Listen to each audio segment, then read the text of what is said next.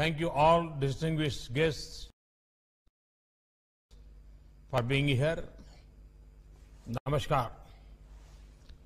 It is with great humility that I accept the CERAWeek Global Energy and Environment Leadership Award. I dedicate this award to the people of our great motherland, India. I dedicate this award to the glorious tradition of our land that has shown the way when it comes to caring for the environment.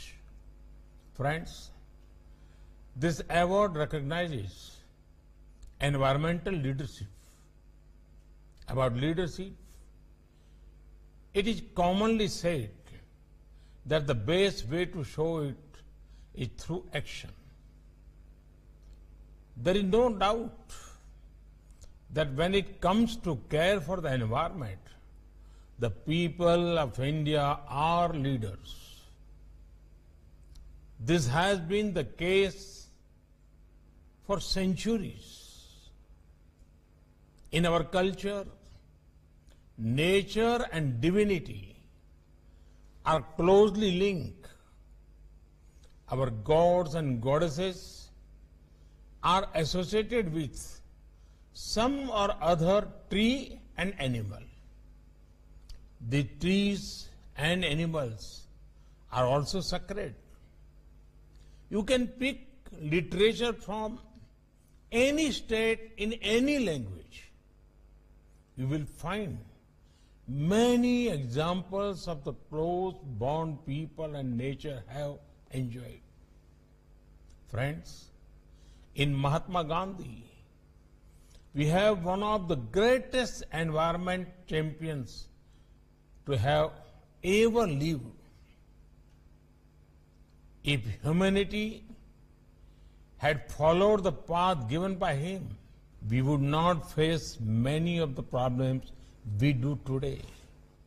I would urge you all to visit Mahatma Gandhi's home in the coastal city of Porbandar, Gujarat.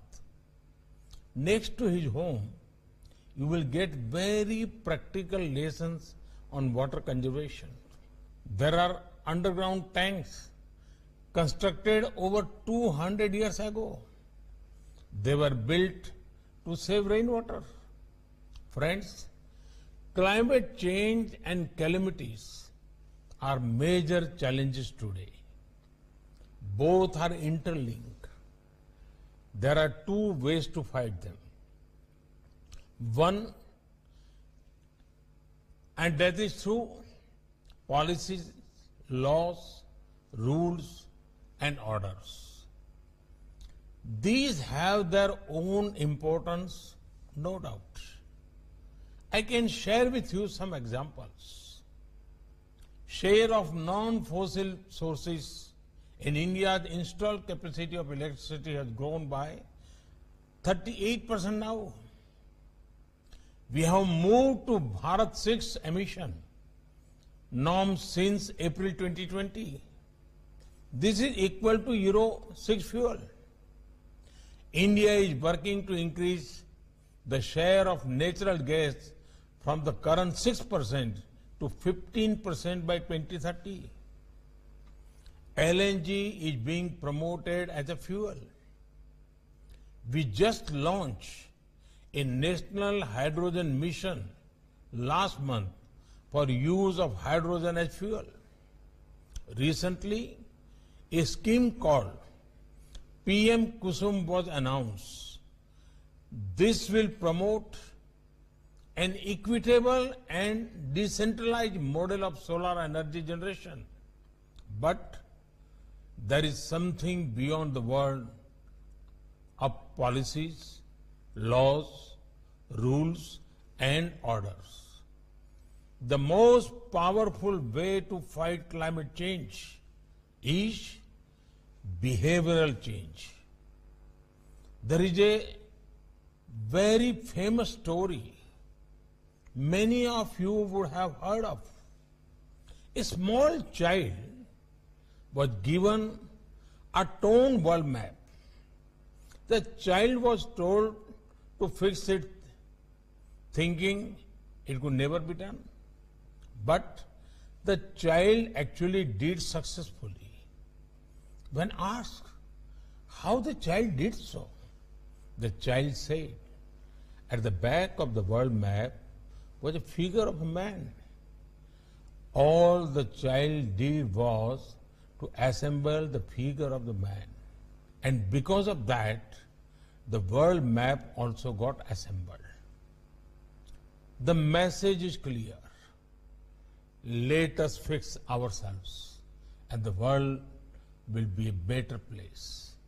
Friends, this spirit of behavioral change is a key part of our traditional habits which teaches us consumption with compassion. A mindless throwaway culture is not a part of our ethos.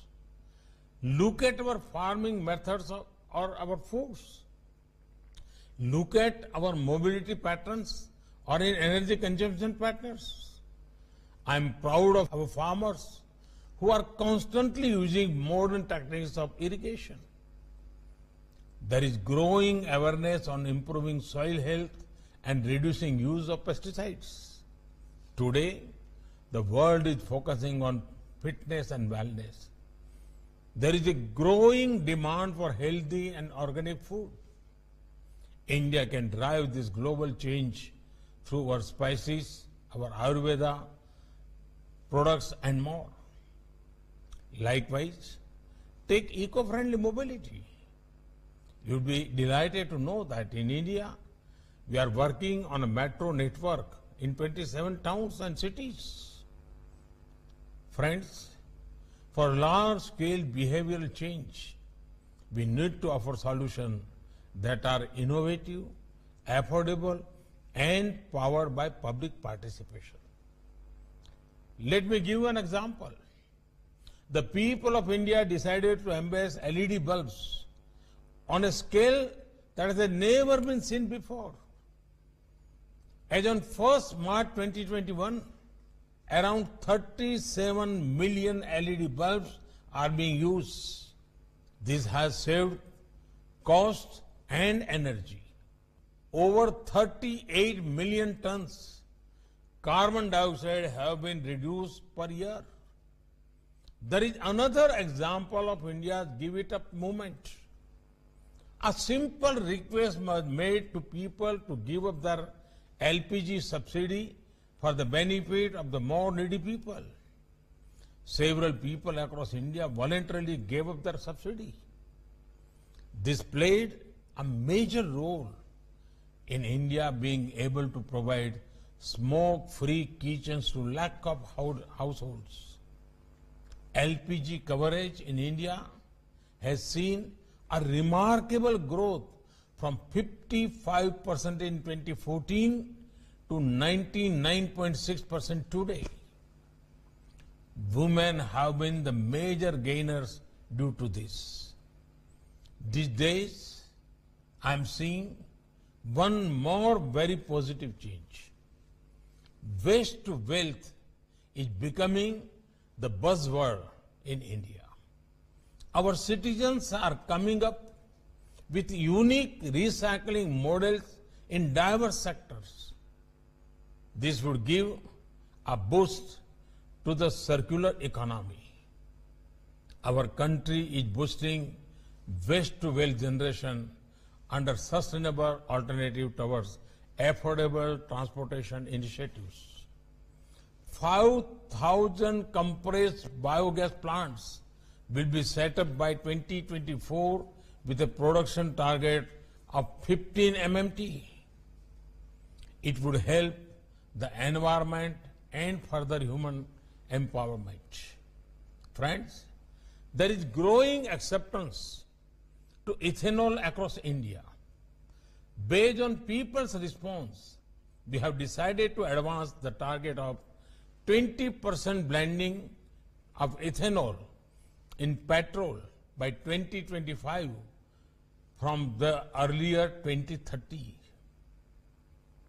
Friends, it would make you all happy that over the last 7 years, India's forest cover has grown significantly.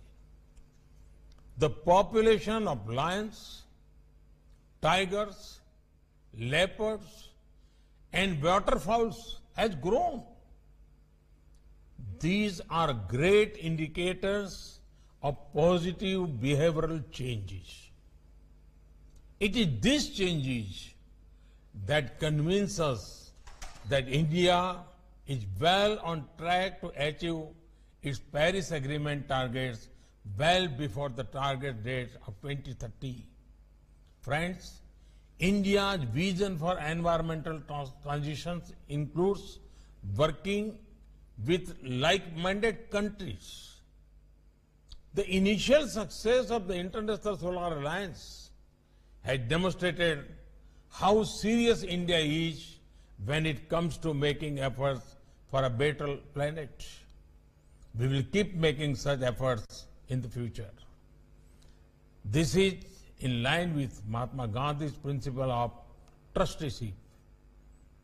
At the core of trusteeship are collectiveness, compassion, and responsibility. Trusteeship also means using resources responsibly. Mahatma Gandhi rightly said, and I quote,